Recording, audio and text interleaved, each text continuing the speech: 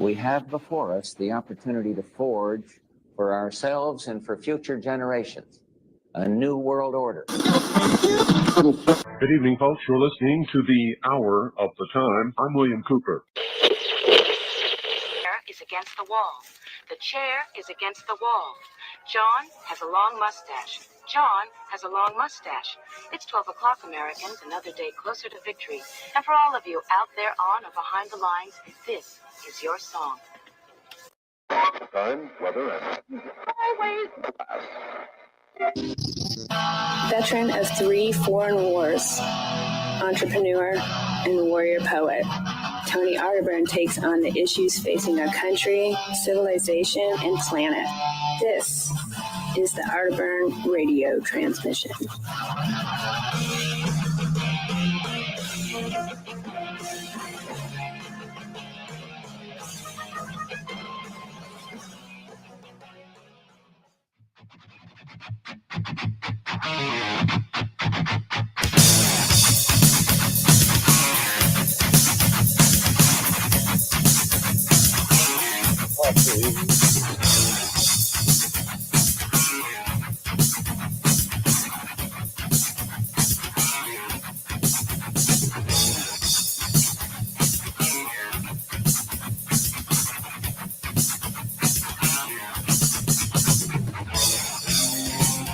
Had to make some fresh coffee. Transmitting worldwide and deep within the Ozark Mountains, this is the Arterburn radio transmission. I'm broadcasting in defiance of globalist goblins, the neocons, and the New World Order, along with my co-pilot and co-host, Beans the Brave, who's just off camera to my left, keeping us safe from woodland creatures, intruders, bad vibes, anything that would disturb the broadcast. It's great to be back with all of you. My support group going live around the world on WWCR, Worldwide Christian Radio, former home station of Bill Cooper. Oh, so much has happened, even in the last week, folks. Isn't it interesting?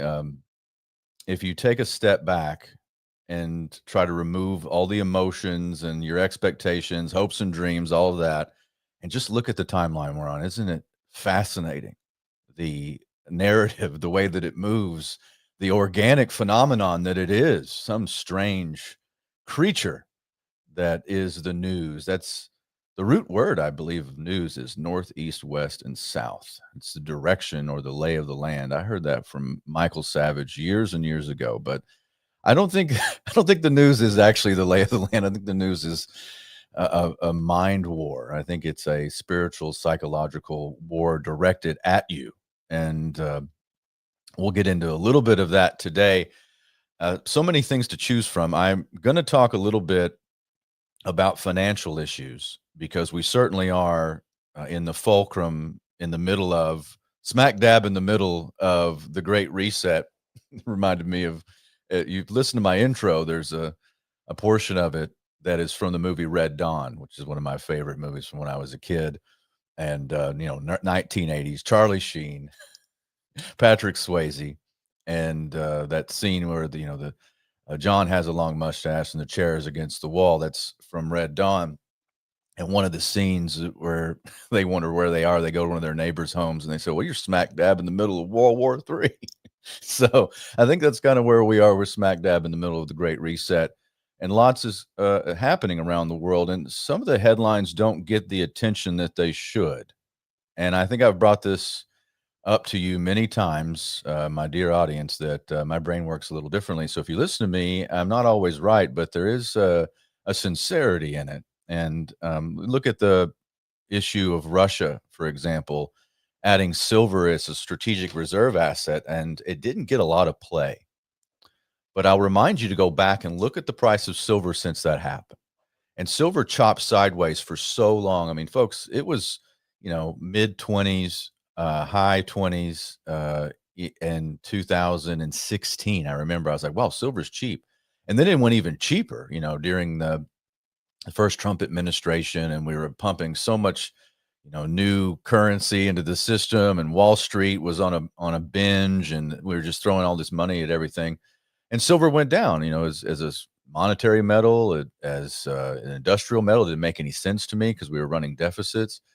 And, you look at the paper markets and it's all just has a big question mark hanging over, like what is going on here? JP Morgan Chase is convicted of suppressing the silver price.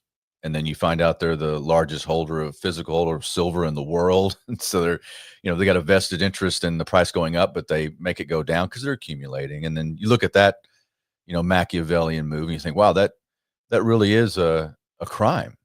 And we're watching all these, price moves happen in gold, but doesn't happen in silver until the Russians stepped in. And I thought this may change the game because all that papering over, it's estimated that for every ounce of silver, every 250 ounces of silver that's traded on the paper market, 1 ounce of silver exists in the real world. That's the estimation. Could be worse, could be a little bit lower. Who knows? But there definitely is a manipulation. And now you see it breaking out. And I think that's in a direct correlation. So the story that I want to bring to your attention, part of the parapolitics and precious metals portion of the Arterburn radio transmission, is what's happening with Hong Kong. And I talked a little bit about this on the David Knight show, but I just looked at the Twitter account for Gold Telegraph, which is a great place to get some news on what's happening with gold. Always a great source of information, and there's no fluff, and especially not the scare tactics and all. Some of the stuff, some of the precious metals people can be a little bit precious when it comes to that. They get precious about their precious metals and the sky is falling and all that stuff. But I think this is a good indicator. This is a signpost on the road ahead. It's Hong Kong will accelerate efforts to establish itself as an international gold trading market. The government will back plans for gold storage at Hong Kong's airport, aiming for 2,000-ton capacity within 3 years. And he closes the tweet. He just says the East, ... This is, I think, a shot across the bow to the London Gold Exchange, to the way the West has been denominating and valuing commodities for decade after decade, ever since Bretton Woods, in 1944. I think this is a historic move because it gives control over what is perceived of the free market or a new emerging, eastward Asian market and global dominating market in the East to the Chinese without technically giving it to the Chinese, because it's Hong Kong. And as I mentioned today on the David Knight show, in 1997, the 99-year lease ran out that the British had over Hong Kong, and the Chinese warships rolled in. I remember watching that live on television. I was 17. And I thought that was a big moment, and everybody held their breath. What are the Chinese going to do? They didn't do much. It's like a slow strangulation. But because Hong Kong was a marvel, it just free markets, decentralization, banks that have issued their own currency, easy to get a business license, easy to do all those things. A lot of markets and exchanges. So this is a big move. As a matter of fact, one of the other stories was about tokenizing gold. This is from September 16th on Gold Telegraph. Hong Kong to explore boosting tokenized gold trading in the city. Move can help shield city against U.S. dollar dominance amid rising geopolitics, sources say. And I think the de-dollarization, the fight against dollar dominance, there's a main push for that, and that comes out of China. And now with this via Hong Kong, I think it really does set the stage. So, yesterday, the FOMC and Jerome Powell decided that, well, we're going to cut interest rates by 25 basis points. And the poly market was betting, I think it was like it close to the lead up to the press conference, it was at like 99%, like a certainty that it's going to happen. And it's interesting that when you see that kind of move and the expected move, and of course the markets jump at it, and there's going to be a loosening of liquidity, and some of the funds will move out of treasuries and out of bonds and into the market, and there'll be currency creation, which equals inflation. But the price of gold and silver went down. And the reason that is because the safe haven aspect, it no longer appeals in the short term. So a lot of positions are liquidated and you see them going into the markets. But make no mistake about it, there is a war on between, and it could be, it could be a scripted war, but wars nonetheless have consequences between the administration and the Federal Reserve, between the executive branch and the creature from Jekyll Island, which they commingle, right? It's like the story I told today on the David Knight show of Doyle Shamley, who was the right-hand man for Bill Cooper. He was a Desert Storm veteran and a very well-read young man. He fought in the first Gulf War, Desert Storm, and he was in the cav units, the cavalry, and he would take out these Soviet-made Iraqi tanks, and then he'd go and flip the data plate over and see, where it was made, and it'd be in English. And of course it was, because it was built in some of the factories that were purposed for the Soviet Union by people like the Rockefellers or the Rothschilds or the, banking houses and industrialists who played both sides in not only World War II, but the Cold War itself. So it could be scripted, but there's a war on between the Treasury and supposedly and the Federal Reserve. And that pressure being put on the Fed to lower interest rates is going to further de-dollarize. It may look good on paper. It may look like a reprieve, like things are going to be much more stable, like there's going to be so much more wealth flowing around. But don't you buy that for 1 second. This is about taking the dollar and repurposing it. I mean, Trump wants lower interest rates. He wants a weaker dollar. They even say that. They want a weaker dollar. Now, do you want a weaker dollar for yourself? Well, maybe if you're trying to get some lending and you really need to go into debt, weaker dollar sounds great. Easier to get, easier to acquire, lower interest rates. But then you got to look at all your savings, the spending power and everything that you've got built into that dollar. And most people aren't leveraging themselves. They're just trying to survive. So they're going to get hurt. And that's why I think when you see these little pockets where gold pulls back or silver pulls back, it's a good time for you to look at that. It's always a good. We're just getting started with precious metals, and I'm not giving you an infomercial. I'm just saying look at the red that happens in this and the spill off, the sell off, which is just some profit taking and some repositioning based on what's happening with the projected future of the U.S. market on gold. So take a look at that. As a matter of fact, we'll pull up. I want to put this article up from Kitco. This is Peter Schiff, as we talk a little bit more about this rate cut. And then I'm going to go to an article by my friend Donald Jeffries, the legendary that he put out on Charlie Kirk. And we'll cover as much of that as we can because I still think that's a huge story. And the fallout from that, I want to discuss a little bit because it is concerning in so many ways to watch the pendulum swing with the so-called right and the establishment and censorship and using emotions and all the things to whip us up into a frenzy where we accept a authoritarian rule. All right, let me put this article up on the screen real quick on Kitco. Peter Schiff. And no matter what you think about Peter Schiff, he's got a lot of great points. But I understand he was at I saw him at the Bitcoin conference, and I was like, is that really Peter Schiff? Yeah, he was at the Bitcoin conference in Las Vegas. Not a fan of Bitcoin, but showed up anyway. It's interesting to watch that. All right, let me put this up on the screen really quick. We'll look at Kitco. I promised myself last week that I would put up my phone, and I just didn't. And now I'm paying the price as my phone begins to ring. We're just opened in Denison. And remind me in the chat to tell you about a special we've got on silver, and it's a limited deal. So basically only David Knight listeners and my listeners will know about it. All right, this should be up on the screen. Yeah, there we go. Kitco.com. Get to the article. Yeah, next crisis won't be like 2008. It'll be a loss of confidence in the U.S. government. So says Peter Schiff.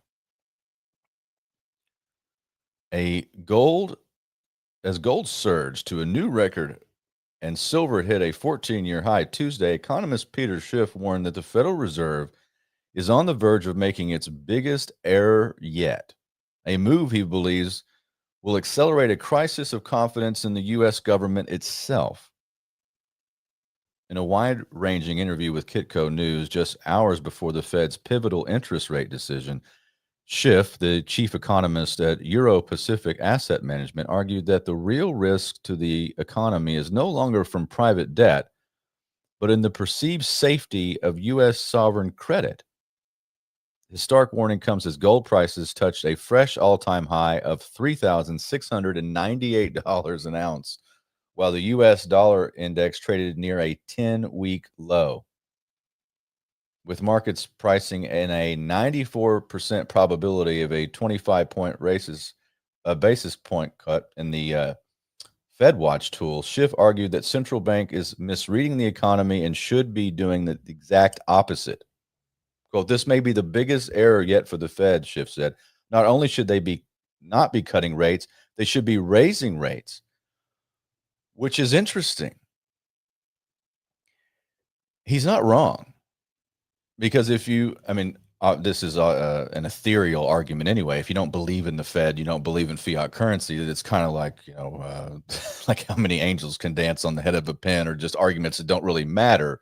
But in theory, if you raise interest rates, then you stabilize or at least prolong the current purchasing power and strength of the U.S. dollar, because more dollars will be held in bonds and treasuries, because the yield is better for those who hold them, and it's less likely that there will be lending and less likely that there'll be borrowing, and so on and so forth. So less currency creation. So if you wanted to hold on to your current rate of inflation or better it, you would raise interest rates or stay where they are. As a matter of fact, the Bank of England held, and gold's not even really responding to these moves anymore. Gold responded to a market move, but not necessarily because the Federal Reserve cut interest rates by 25 basis points yesterday. He believes that the central bank prematurely ended its tightening cycle, not because it had won its battle with inflation, but because of the banking turmoil that began last year. They were just afraid to keep waging the war because of all the collateral damage, Schiff said. According to Schiff, this policy error is a symptom of a much larger problem, a fundamental shift in the nature of the coming crisis. He was adamant that investors looking for a repeat of the 2008 mortgage bust are looking in the wrong place. He says, the crisis that I believe that we're headed to is not going to be similar to 2008, he explained. This is going to be about a loss of confidence in private credit, but public credit, not private credit, but public credit. It's going to be a loss of confidence in the U.S. government. I agree with that. And this is a much bigger crisis. And 2008, I mean, if you go back to the metrics of 2001, and that's what I always go back to the beginning of the 21st century. And about 75% of all the financial transactions went on in dollars. So that strengthens the dollar's position. It's the world's reserve currency. Why wouldn't it be 75% of all financial transactions? You fast forward to our time, it's in the low 40s, if not worse. So there's this decline in dollar usage. So it's not the standing of the dollar is nowhere near what it was in 2008. This is a completely different country. As a matter of fact, I think the debt of the U.S., if I was looking, I want to say it was in 2008 was around like 7 or 8 trillion. And then now we're in the $37 trillion range. So these cycles have just compounded on top of themselves. And of course, it is the public debt, not the private debt, that is going to be the issue. As evidence for the loss of confidence, Schiff pointed to foreign creditors divesting from U.S. debt. He directly refuted a claim by Treasury Secretary Scott Bessent that U.S. bonds were the world's best performers this year. He said he's wrong about that because he's not factoring in foreign exchange, Schiff said. The world has seen significant losses on treasuries this year due to the 10% decline in the value of the dollar, which has more than wiped out the coupon. This isn't just theory. According to the latest Treasury data, China's holdings of U.S. debt have fallen to their lowest level since 2009 at around $756 billion. Well, that's true. Like, China is now the world's leading seller of U.S. treasuries. They used to be the world's leading buyer. A lot of these, everything is flipped, and it's in the upside down of the metrics that we used to follow. In a key insight for investors, Schiff revealed that the retail public is largely sitting out the precious metals rally, while the VanEck Gold Miners ETF has soared over 100% year to date. Schiff noted this has been happening without broad participation. We're not even close to the volume we had in 2020, he said, referencing sales at Schiff Gold. He said that in April. He urged investors to buy the dirt cheap miners rather than chase physical gold. Well, I just know that a couple of things to watch, folks. Okay, just regardless of, pricing or investing or any of that stuff. How can the price of metals continue to go up when there is a lack of actual buying from the general public? Someone's buying. It's governments, it's institutions, it's multinational conglomerates. They're hoarding the stuff. They're buying it up as fast as they can. Now, wouldn't you find that interesting? Because you're not going to hear that on one of the talking head financial networks. You're not going to hear that from the people that are, mad money and slamming around buttons and telling you to get FANG stocks or whatever, whatever thing that's chopping sideways.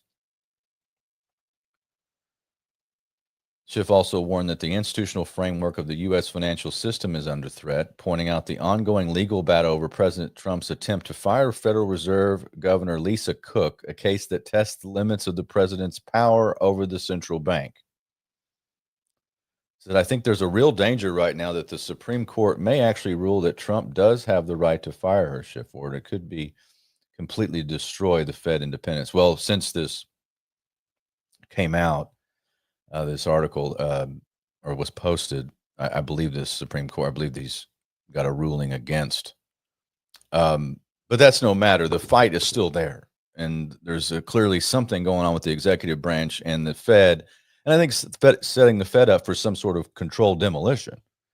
The future is stable coins, folks. The future is whatever Scott Bessent and these others, Lucky Lutnick, they're all setting up this new system.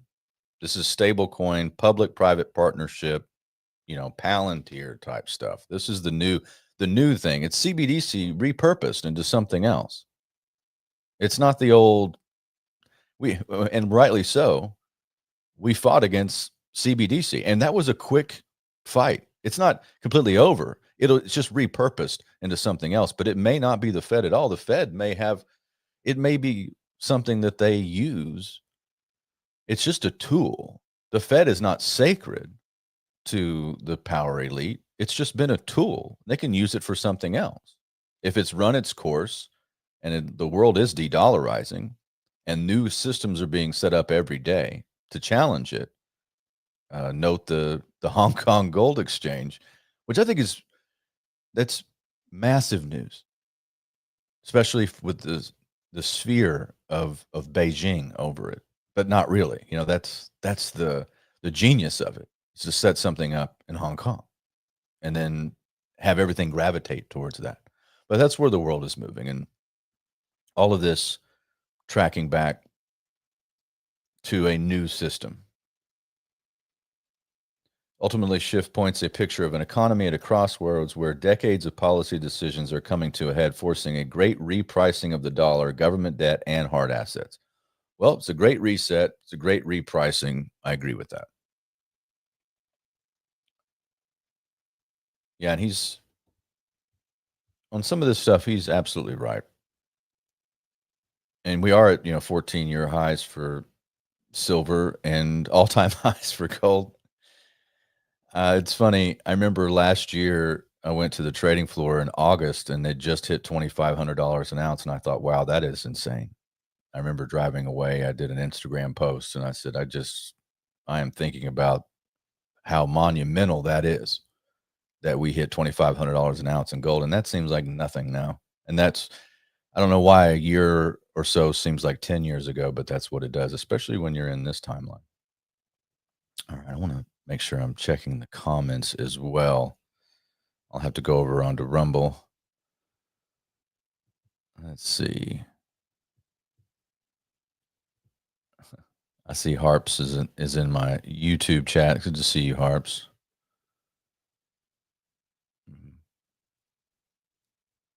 Harps says, good day, Tony. And Angie reposted the stream. Thank you, Angie. Appreciate that. On my X, it looks like. Digital Dimonito Force?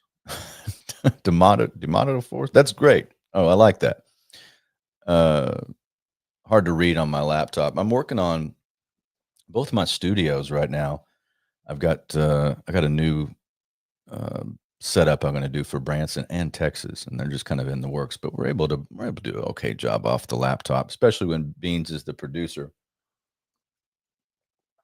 You guys, it's funny. I have an injury in my back, which did happen from nothing. Like I just slept wrong on it. It's been for like a month now, and I got like a pinched nerve, and like it's hard to even sit here. I have to readjust how I sit and all that stuff. And then it's funny. I hurt my knee really bad yesterday just walking down the stairs. It's like paratrooper, world champion powerlifter, you pay a price eventually. But I think I'm in pretty good, I bounced back and I got a good attitude about it, but I'm currently in pain, which maybe makes for a better broadcast. We'll see, but I'm cheerful. I'm a happy warrior. Let me check the Rumble chat. Make sure everybody's okay over there, because the Possum King. Possum King, mortgage rates will spike eventually. They should go down here in the near term, though. And Chris, Dustin Helm, good to see you. Good to see you, Dustin. And I want to make sure. Knights of the Storm. It's good to see Knights of the Storm. Dustin Helm says, sucks getting old. Yeah, I refuse to go quietly, though. I'm definitely.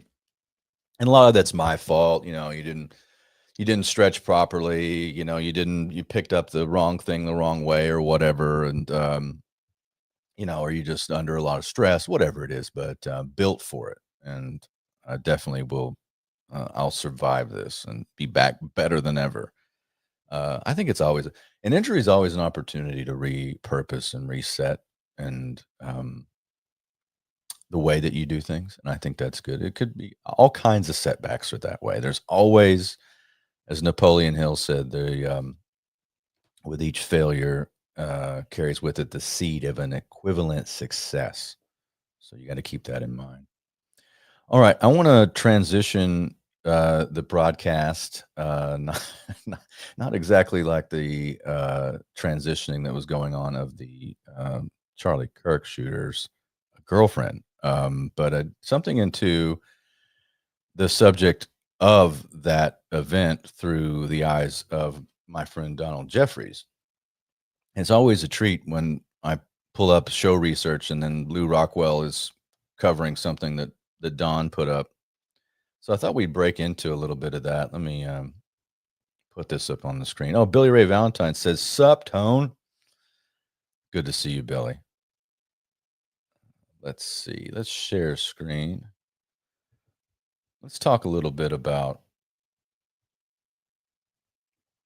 this article Don put up and out today on LouRockwell.com. Charlie Kirk, what really happened? It's on the iProtest blog as well. Charlie Kirk was a popular radio host and founder of Turning Point USA. He was shot and killed on September 10th at a Utah Valley University during one of his prove me wrong appearances before and often hostile college students. Immediately, his death became the biggest story in the country, and the response says a great deal about us. Kirk was hardly the biggest name in the alt media or the right wing world. He wasn't Alex Jones. He wasn't a household name. He is now. Fox News treated his death like the JFK assassination and devoted their entire evening schedule to over the top tributes. Kirk became an instant martyr to the right. President Trump lowered flags to half staff. Now that sounds outlandish, but remember that President Obama did the same thing for singer Whitney Houston. So the bar has been set pretty low in recent years. Meanwhile, the left figuratively danced on his grave, with countless online protesters rejoicing over the shooting. He was posthumously smeared as a racist, transphobe, hater, etc. There were too many "I'm not celebrating his death, but" posts, as Pee Wee Herman once said. Everyone I know has a big butt, B-U-T. But both sides demonstrated once again why America 2.0 is such a shithole, and why those of us who are awake are being forced to live under such corrupt tyranny.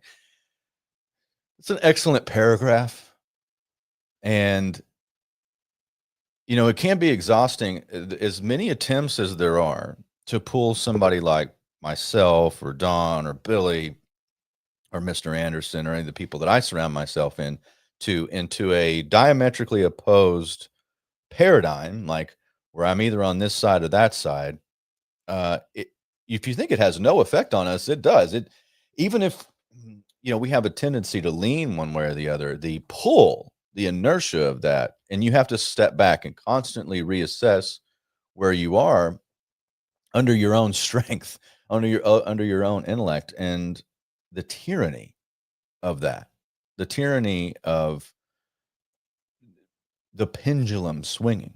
As a matter of fact, I saw Pam Bondi come out and then within 2 sentences contradict herself, which is, you know, saying that they're going to stand with employers that are firing people for their over the top, probably a lot of crass and, you know, toxic, evil comments. If you want to, I mean, if you're talking about celebrating death, I mean, it's pretty close to a ceremony of evil, right? If you're doing that, and like really, you can see it on their faces. Maybe those people, some of those people get fired, and maybe for a lot less.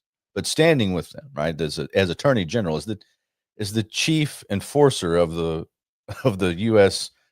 Justice Code, of the law, and you're standing with them. But in the same, within 2 sentences away from that, she also says that they would back employers and back people who wanted to keep, you know, positive things up or memorials of Charlie, and if they were discriminated against. So she would back the discriminated for putting up positive things, and then back the companies for getting rid of people that said anything derogatory. How do you square that? I think that's a huge leap, and we're in new territory, by the way, folks. And I think Don captured it well in the America 2.0.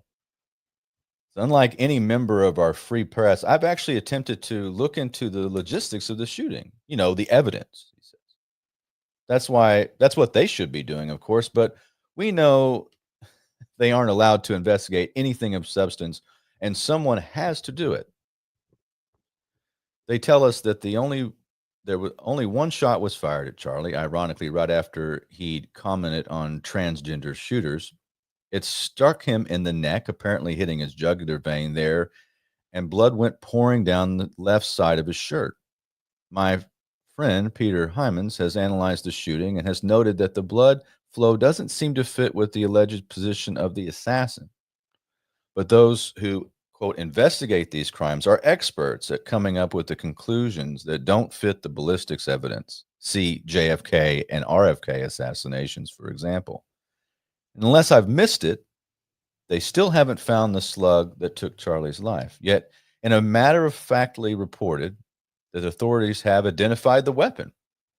Establishment sources say the angle of the shot from the rooftop was a downward right to left trajectory.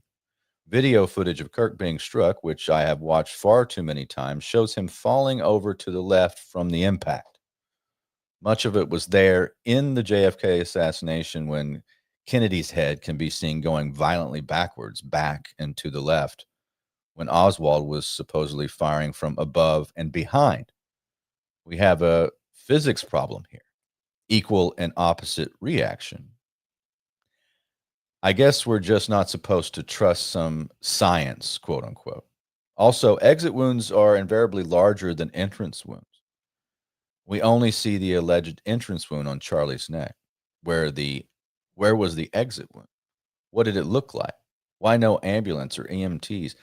I won't dwell on Charlie holding on to the microphone after he was hit. It would seem like the shot would cause him to drop it, but maybe that happens sometimes. At any rate, a shot from the left front should logistically and logically have knocked him back into the right. There's always early reports in these incidents which subsequently turn out to be misinformation. Oh, isn't that true? And they got a hold of it. This narrative, and I've been listening, catching up, in some of the narrative that's been thrown out there, especially the text message thread between the supposed shooter and his his roommate, the roommate where the ABC reporter, their interactions were touching. Touching on AI generated is what it looks like to me. Touching on just completely, if you wanted to fabricate something, that's how it would sound. In the Kirk case, we're told that an elderly guy named George Zinn was initially arrested by police and reacted by shouting, "Shoot me." He was known, according to the New York Post, as a political agitator with a string of bizarre arrests dating back to the 1980s. The crowd seemed to think Zinn was the shooter, but one of the 6 police officers of the event astutely assured them he said he shot him, but I don't know. And oddly, the man was hauled away with his pants down at his ankles.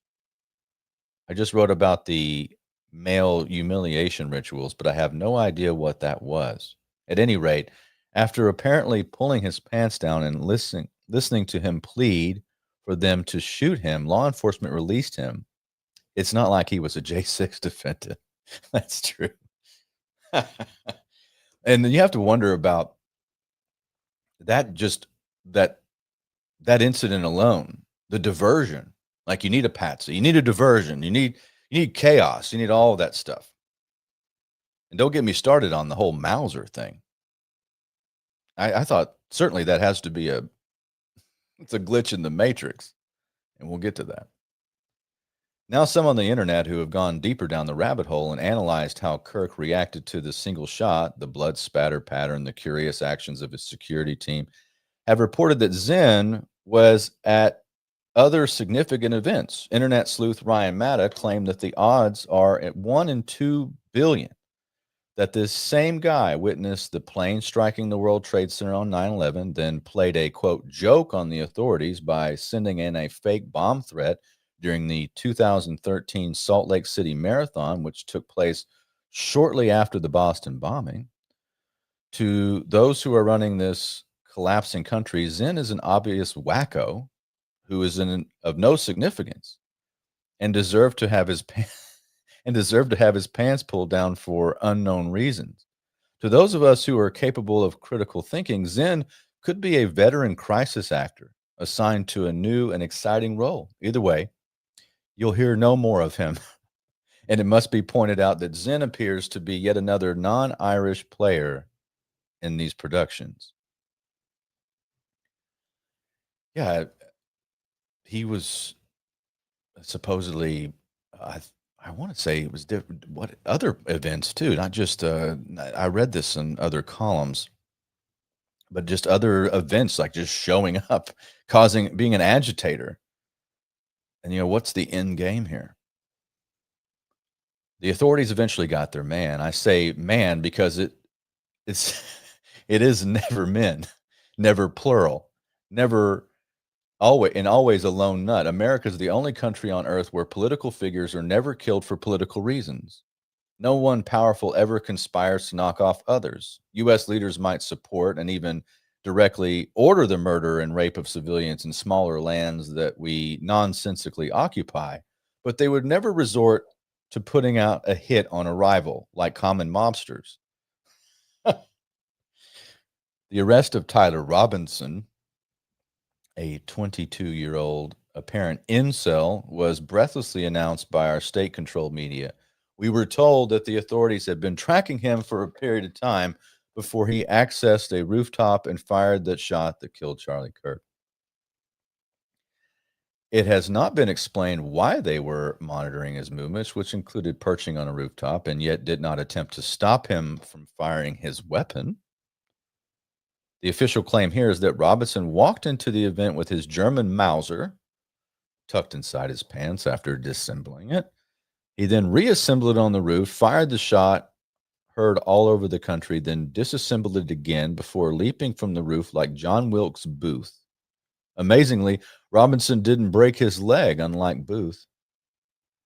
Even more amazingly, he took the time at some point to reassemble the Mauser yet again and then deposited the assembled rifle in the woods after placing it in a box and wrapping it in a towel, both of which he had handy. Researcher Peter Sekosh found that a Mauser cannot be disassembled. When you're a lone nut assassin, you do things like that. James Earl Ray left a handy package of evidence behind the doorway of the motel where a fatal shot was fired at Martin Luther King Jr. And when they took a mugshot of Robinson that really had too much Lee Harvey Oswald in it, they must have used AI to achieve the desired effect. I thought the same thing. This thing reeks. I mean, regardless of what the intention of whatever put this together, and the back and forth, I guess one thing that's come out of this, which is accelerated talk about de-dollarization, the de-Israelization of politics is happening. I mean, especially on the right. There is a civil war going on between the old right that was captured, especially conservative commentators, of which I used to be a part of some of those stations, and that's why I'm no longer there. But if you look at where Kirk was going, and then look at the dialogue between the back and forth between Candace Owens and Bill Ackman. Folks, this is territory they must know on some fundamental level that is slipping away. But regardless of that, the official narrative is garbage, absolute garbage. Even going back to the fact that it's a Mauser, and if anybody knows the JFK assassination, that was originally reported that the $12 mail-in rifle that Oswald supposedly got, the Italian bolt-action Mannlicher Carcano, was supposedly originally a Mauser, which is hard to mistake. If you've ever shot a Mauser, which, by the way, they're not very common. These are German-made, especially if it's an original, and I believe this was a German-made, Mauser that whatever this kid or construct was carrying around. Echoing what we've seen over the past few years during other emotionally charged events involving guns, both the left and right are painting different portraits of the alleged assassin. I've seen many memes and social media posts about how awful it was that conservatives blamed transgenders or the other liberal demons for the shooting when his whole family was MAGA. This appears to be true, as demonstrated by a photo of his purported mother brandishing an Uzi or something. He says, "I'm no expert on guns, but looking pretty attractive in a Sarah Palin kind of way now, as the new normal with its search engines. I can't find that photo. Maybe George Zinn has it, wherever he is." Robinson's grandmother was surprised, and what self-respecting grandmother wouldn't be surprised that her grandson was an assassin, explaining that he was a MAGA supporter. But she also said he'd never fired a weapon. That's what happens when you rely on grandmothers to prop up your weak official stories. That's bizarre. And I always go back, if you've trained for war, if you've been to combat and you know how this all works, and especially taking a shot under pressure and you've never done it and you just got yourself to do it. We do have a lone nut problem in this country, except it's not real. I mean, that's not how things actually work, right? There's something to it. It's not just this person wakes up in the morning and decides to change reality. I don't believe that. Something is wrong here, and but Don's right that the setup for the antagonism and the toxicity between the different viewpoints, especially like in the wake of this, where you have all these people trying to take Charlie Kirk's place and just immediately, dive right back into, or the stance of this is war and all that other stuff. It just further galvanizes the disconnect, which makes you miss all of this stuff, which is all these big questions. Like, what does this even mean? How did this kid do this? And is it even real? This is what you should be asking. Robinson apparently took the time to inscribe some messages on his shell casings. This has become a trend in recent years. All the best patsies are doing it. They reportedly read, "Hey, fascists, catch. If you read this, you are gay." And, "Oh, bella ciao," and all that. Apparently lyrics from an Italian anti-fascist folk song. Doesn't really sound very MAGA to me. The gay reference might be connected to the most recent Blockbuster disclosure that Robinson had a transgender roommate and they were involved romantically. So I guess this contradicts all the sneering comments about the right making up a transgender connection. I think if you're in a relationship with a transgender, even though you may not technically be transitioning yourself, that qualifies as some kind of transgender association. But I don't claim to know anything, having never transitioned once in my lifetime. Yeah, Don, don't ever transition. We need you just the way you are.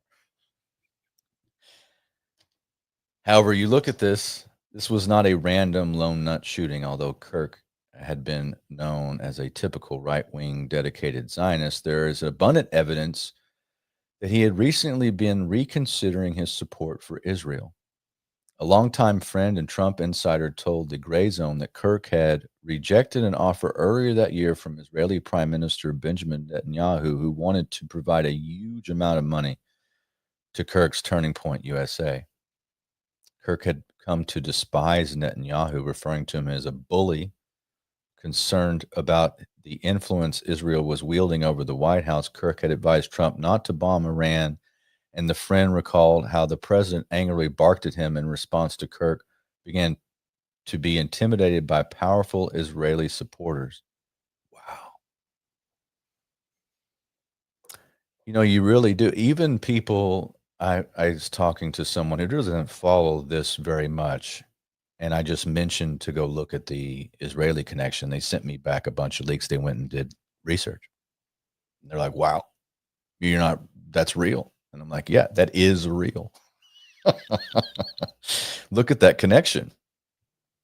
And it doesn't explain everything, but it definitely needs to, that's the kind of stuff that needs to continue to be examined here.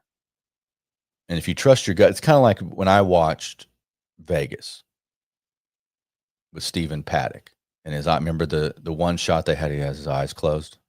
Okay. Like, he lived in Mesquite, Texas, and then Mesquite, Nevada. I mean, things like that. With no one picture ever, and he's got his eyes closed. Uh-huh. But I remember Stephen Paddock. Yeah, just decided to become the biggest, shooting mass murderer in U.S. history, just off because, and he's staying in a penthouse in a casino at the Mandalay Bay. Just wakes up and decides to do that, right? And of course, it gets memory hold into nothing. It goes into the oblivion, the vortex of lies. As soon as there's an official investigation, which they'll bury it. Same thing. Don's bringing this up. This is you redirect the argument. You know, you have the news article up today on Zero Hedge where the White House is going to classify Antifa as a terrorist organization. Okay. Well, that's interesting. You didn't do it in 2020 when they were being coordinated and sent around the country, funded by someone. I watched it happen. It was funding for this organization to go around and start riots, and then, you know, police stations and businesses were burned down. You remember this, right? And we did this. We already lived through this. I mean, it was the summer of love. But now they've got their blood and they can use it. And that's interesting. But not digging into the roots of what the causation was.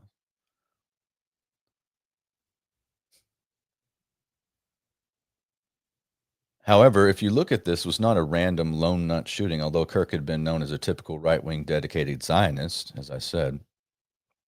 And, you know, the issue with Trump and Kirk urging him not to bomb Iran. In a recent interview with Zionist Megyn Kelly, Kirk reiterated how he supported Israel, but that behavior of a lot of Israeli supporters are pushing people like you and me, not like we're going to be pro-Hamas, but honestly, the way that you are testing me is so repulsive. I have text messages, Megan, calling me an anti-Semite. I'm an American citizen. My moral character is now being put into question. You and I believe that we are America first. I have less ability to question the actions of Israel than actual Israelis do. Kirk noted that the threats he received from Jewish leaders and stakeholders. On August 13th, Harrison Smith of InfoWars tweeted that I'm not going to name names, but it was told by someone close to Charlie Kirk and told Harrison Smith, whom I know, that Charlie thinks Israel will kill him if he turns against them. If I were in law enforcement, I think I'd consider Israel to be the chief suspect in the case. These are monumental accusations, folks. Monumental. And they're questions, and they need to be answered. And in the middle of this, we're being driven towards conflict, towards revolution, towards civil war. We're being primed and directed to this. That's what this is about. Something in this is about getting us to hate each other and not look at what's actually happening, not look at the top-down totalitarian tiptoe that's going on right now. And it's happening all over the West. There's also this aspect of a foreign government. This needs to be for all time. Like this debate, hopefully there's just bulldogs out there. I'll continue to talk about this and not let your teeth out of this thing. Like this debate needs to happen about a foreign government having so much control of our politics, directing the commentators, directing the radio host, directing the politicians with their narrative, and of course opposing them in every which way if they deviate from said narrative. And then you look at the consequences here, which we don't know. But it is interesting that these two things correlate, the awakening of Charlie Kirk and the assassination of Charlie Kirk. As always, because the events are never properly investigated, internet sleuths and thought criminals like me will ask uncomfortable questions. But I do think it's kind of astounding that both Charlie Kirk and George Floyd had the same birthday, October 14th, albeit 20 years apart. I don't know what that means, but I do know that if Biden had been in office when Floyd died, the flags would probably have been flown at half staff for him. There is a question of the rather unusual, to put it nicely, comments from Kirk's widow, Erica, in the wake of his death, that she topped that by being photographed leaning into Charlie's casket and kissing his hands. Kirk's body, but not his head, were filmed. And of course, some of those pesky conspiracy theorists speculated about the way his hands looked. There was also a picture of his neck, which was wrapped in some kind of bandage with blood still visible. Assuming the photo was real, I think it's unlike any embalmed corpse in world history. And that's Don Jeffries, ladies and gentlemen. Well, a lot to unpack there, and I think if we continue to remember this for the right reasons, it'll serve us well. That's what we're being primed for. We're being primed to forget. We're being primed to take a side. And you can always be against murder. That's the first. Be against assassination and murder. That's usually the tactic of those who want to dominate. That's Machiavellian. This is the hallmark of a ruthless power monger that uses those kind of tactics. It's not the proponents of peace and prosperity and liberty. That's not usually assassination's not usually the thing. It's not usually the moral high ground. So think about that, and think about the fact that somebody in somewhere wants you to go in some direction. Either you become animated one way or the other by this in some way, neglecting all of the facts that we just discussed. All right. Moark Wild Woman says, and this is Melissa says, the Charlie Kirk thing is an energy harvest 100%. Lighten your tension and be in your heart. That's right. It is an energy harvest. And again, all of this happening over the last many days, and so much has come out on it. Just be careful where your attention is directed to. Pay attention to something, like you pay a toll. All right, let me put up spot prices really quick. We'll go over gold. It's 3,639 Luciferian Bankster notes per troy ounce. Silver, $41.62 for the white metal per a troy ounce. And Bitcoin, last I checked, was over 117,000 per Bitcoin. About 30 ounces of gold or so to every Bitcoin. 30, and then I believe 87 ounces of silver for the gold silver ratio. So lots happening there, folks. And with the rate cuts, as I mentioned earlier, gold and silver are both down a tiny bit. Gold's down $42 an ounce, which isn't that big of a deal when you're trading close to 3,700 an ounce, but it is down. And the reason for that is perceived strength in the markets. But don't you go falling for that. There's something else baked into this. It's de-dollarization and the weakening of the U.S. dollar. So precious metals at Wise Wolf Gold and Silver. You can go to wolfpack.gold to get into precious metals for as little as $50 a month on the Lone Wolf program. And I would say if you're a Lone Wolf member and you're getting those silver dollars from me, you're welcome. Check your silver dollars. It's kind of a lottery, but there's silver dollars in there that are worth more than the whole Lone Wolf package. I promise you that. I just don't have time to market them. So those are good deals. Those are I put into almost every package. We put in some little surprise. So you can get into precious metals. And there's also the spot silver deal I've got right now. I've got silver at melt at spot. It's just pre-1965. First come, first served. You got to contact us through the website or call the toll-free number. The one ends in 1776, or text us. And you can get silver at melt. I've got 2 deals I bought into yesterday. We'll ship them directly from the shop. You just got to pay shipping, but you can get your stuff at melt, no fees. Okay. We'll be back next week. Remember to join us on America Unplugged here on Saturdays, on my X, Don Jeffries YouTube, my YouTube, and on Rumble on the America Unplugged channel. From Beans the Brave, myself and the crew and everybody else, you guys take care of each other. End of transmission.